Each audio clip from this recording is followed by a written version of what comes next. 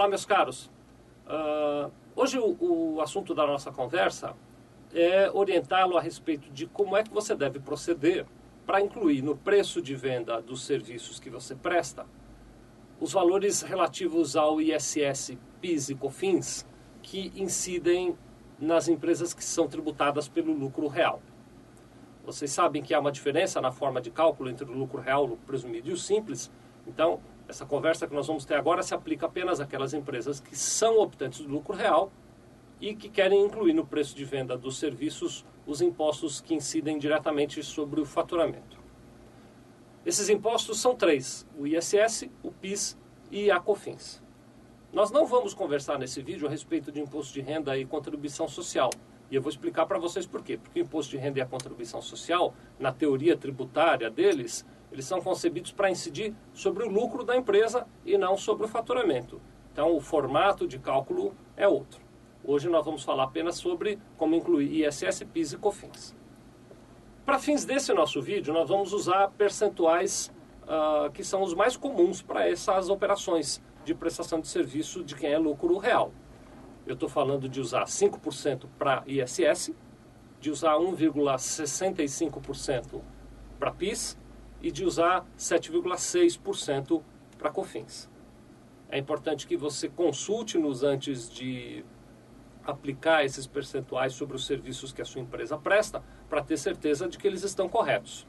Existem determinados tipos de serviço dentro do mesmo município que tem percentuais de ISS diferentes, e existe, para o caso do ISS, ainda a diferença do percentual de uma cidade para outra. Então, é importante que você seja bastante cuidadoso nisso. Até peço a você que fique atento quando você vai prestar serviços para empresas que estão fora do município onde você está instalado. Pode ser que o ISS tenha que ser pago na empresa, no município, melhor dizendo, do seu cliente, e não no município da sua empresa. E se esse for o caso, a alíquota de ISS pode mudar também. Então, seja cuidadoso com relação a isso. Da mesma forma, no PIS e COFINS, existem determinadas operações, são poucas, mas existem alguns casos excepcionais, que mesmo estando no lucro real, os percentuais aplicáveis não são esses que eu acabei de citar.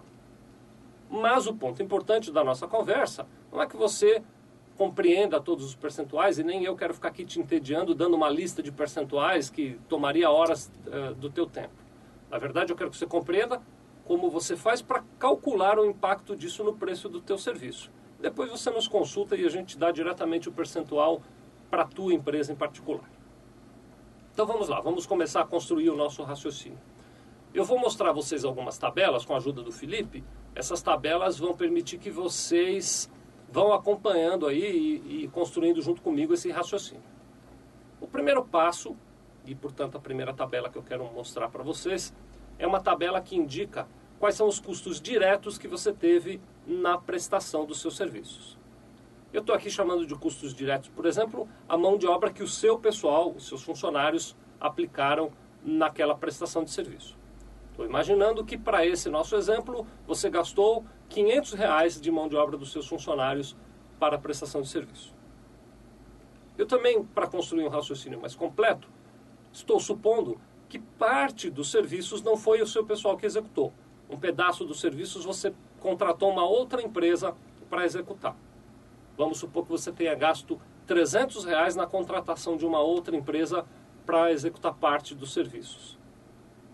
E vamos supor, por fim, que você aplicou material nessa prestação de serviço, materiais que foram consumidos durante a prestação de serviço. Vamos imaginar que esses materiais custaram R$100. Portanto, se eu somo esses valores todos, eu encontro um custo direto de R$900 para aquela prestação de serviço.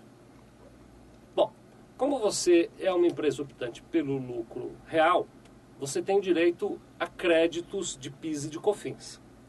Esses créditos seguem uma regra muito específica, e eu até vou aqui comentar com vocês que para as empresas prestadoras de serviço, os créditos são muito limitados. Normalmente, isso não é uma regra geral, mas é uma tendência, o lucro real não é muito aconselhável para a prestação de serviços, justamente porque o impacto dos créditos do PIS e do COFINS são muito pequenininhos.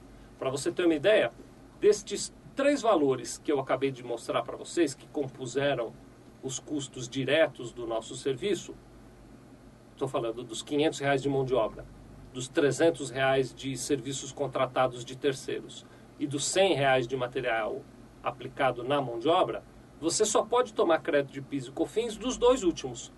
A base de cálculo para crédito de PIS e COFINS, então, é composta dos R$300 que você pagou para outra empresa que fez parte da prestação de serviço e dos R$100 do material aplicado. O custo da sua mão de obra, por exemplo, não lhe concede direito a crédito de PIS e COFINS. Portanto, nós vamos aqui calcular o crédito de PIS e COFINS com base nos R$400, que é a somatória daqueles dois valores que dão direito a crédito. Nós podemos tomar um crédito de PIS de 1,65% sobre esses R$400. Isso dá um crédito de R$ 6,60. Nós também podemos tomar um crédito de 7,6% sobre aqueles mesmos R$400. Isso dá um crédito de R$ 30,40. Então agora eu vou fazer a conta de deduzir dos R$900 de custo os créditos de impostos que eu vou receber. Quando eu faço essa conta, 900 menos 6,60 menos 30,40, eu encontro o custo direto total dos meus serviços equivalente a R$ 863. Muito bem. Agora que eu já encontrei o custo direto total, nós temos que mudar de tabela, dar um passo adiante para falar a respeito dos custos indiretos. Como é que nós vamos fazer isso? Primeiro, nós vamos partir da etapa anterior, do custo direto total, que corresponde a R$ 863. E vamos acrescentar a esse custo todos aqueles custos indiretos que você apurou aí na sua empresa. Para esse nosso exemplo, eu estou usando aqui um custo indireto de despesas comerciais equivalentes a R$ 50, outro custo indireto de despesas administrativas equivalentes a R$ 40, um outro custo indireto de despesas financeiras de R$ 30, e ainda deixei aqui um item de outros custos com R$ 20. Quando eu somo todos esses custos, 863 mais 50, mais 40, mais 30, mais 20, eu chego no custo total da minha prestação de serviços equivalente a R$ 1.003. Esse custo total de R$ 1.003, ele ainda não tem a margem de lucro que eu pretendo ter. Eu estou supondo que nós esperamos ter uma margem de lucro de 20%. Lembrando que eu vou pagar meu imposto de renda e minha contribuição social sobre a minha margem de lucro. Quando eu defino a minha margem de lucro, eu já tenho que pensar numa margem de lucro que me dê espaço para sobrar dinheiro depois de eu pagar o imposto de renda e a contribuição social. Mas isso é outra história. Eu estou aqui supondo que a nossa margem de lucro será de 20%. Então eu fiz 1.003 vezes 20% e encontrei uma margem de lucro esperada de R$ 200,60. Quando eu acrescento o custo total dos serviços, diretos e indiretos, à margem de lucro, a esse markup, eu encontro o preço dos serviços de R$ 1.203,60 sem os impostos. Isso quer dizer o seguinte, que se não houvessem impostos, eu podia cobrar do meu cliente R$ 1.203,60 e eu teria o lucro que eu desejo ter. Infelizmente, existem os impostos. E agora nós temos que dar mais um passo, vamos trocar a tabela, para conhecer esses impostos.